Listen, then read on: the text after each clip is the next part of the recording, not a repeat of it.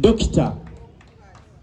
Kizza Besigye Kifeefe mukwano mfiira bulago wa Adam Mulwana amaze okutweyungako mu kaseera kano era agenda mpola mpola okubuuza ku Namwandu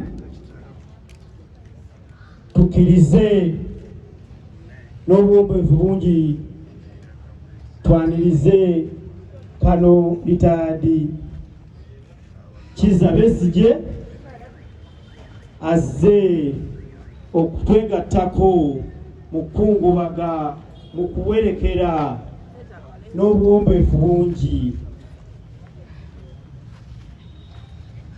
Kitalo nnyo, kitalo ddala.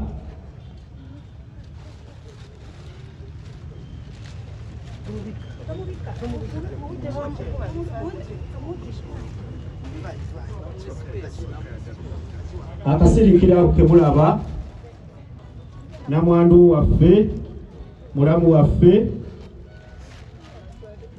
afunyemu obuzibuzibu naye nga bwe kiri nti etaadi kano wali wano ate musawo omutendeke nga Mukama ye mubeezi waffe ajja kusobola okuzza mulamu wange mulamu waffe mu mbeera ennungi. Ke kaseera ke tulimu akasirikira ke mulaba bakadde bange bannyabo ne bassebo tukkirize bannamawulire abaliwo tubaagala nnyo kubanga mutufudde kye tuli tuweemu kagaapu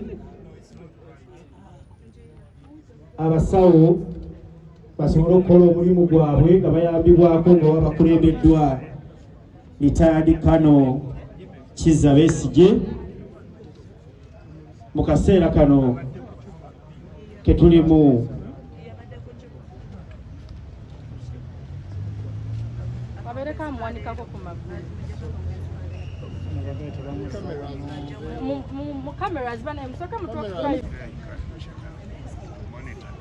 Because she was on a trip before coming here, they removed the trip to bring her. So it's irresponsible, I think, to keep her here. Who is concerned? Haji's here. Haji will coordinate. Haji's the one. Asumana. Aruna is here.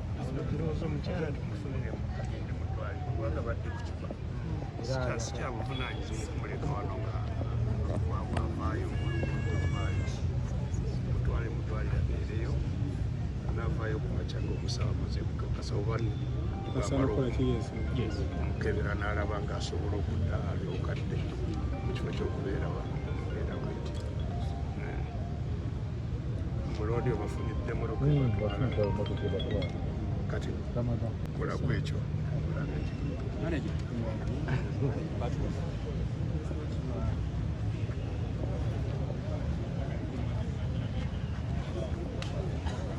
mukadde waffe etaadi kano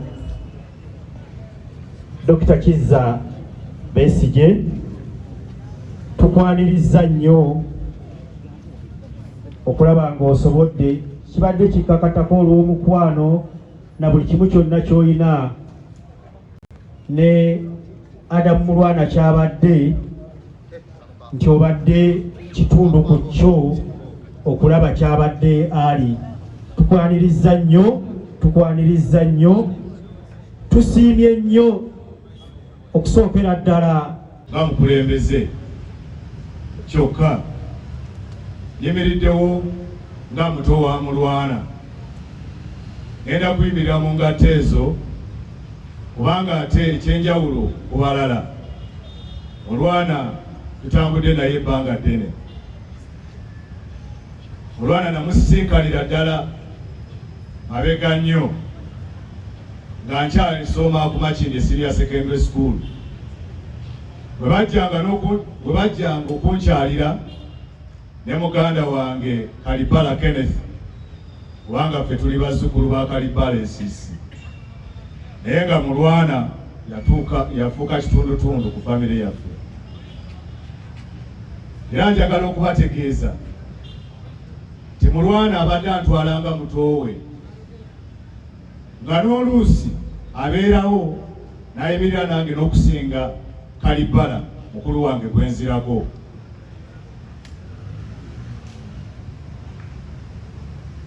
Mulwana tubadde naye ndi omu ku bantu abamusikiriza ennyo okwesimbawo,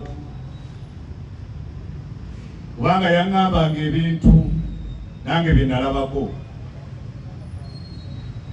Nze nayagala nnyo yeesimbewo awo nga kano Kizza Besigye akyali mu biseera ebyawo 2011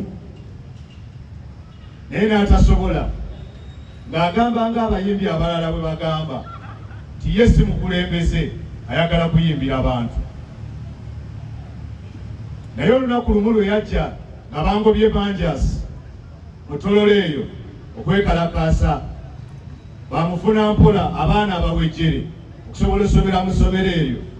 Tuddamu ne tubyogerako, baddamu ne tubyogerako bwe nali ne mukadda wange ono Wanyera, Kyenero Wanyera, Makerere University Ssettendekero enkulu ya Uganda, nga twekalakaasa mu kye bayita 15% tuition increment, ng'ebisale eby'abayizi tuition bamwongeza ebitundutundu 15 buli 100. Kyali kitegeeza nti bw'obanga wali osoma amateeka nga bawaayo obukadde 2, wekyali nga kisobola okuyitawo emyaka 5 gye tuyita gradual increment for 5 years, wali oteekeddwa okuba ng'osasula obukadde 4. Abaana babawejjere, abaana babafuna mpola, bamufuna mpola baali tebasobola sasula ki sente ezo. Twavaayo ne mukadde wange ono Wanyera, sebo nansonyiwa okuyita omukadde, naye fwe mu byaffe ebyabalwanyi oli mukadde nnyo sebo. Era njagala okubabuulira olutalo olwo si Mulwana yekka nti ye yalwegattako, naye waliyo ne bannange nga Ghetto Speaker ono tasomerangako Makerere, naye yagenda n'akola ki?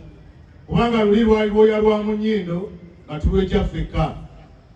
Twasinzira kubanga twategeera kyekiri atabaala kyekiri anasigadde ewaka.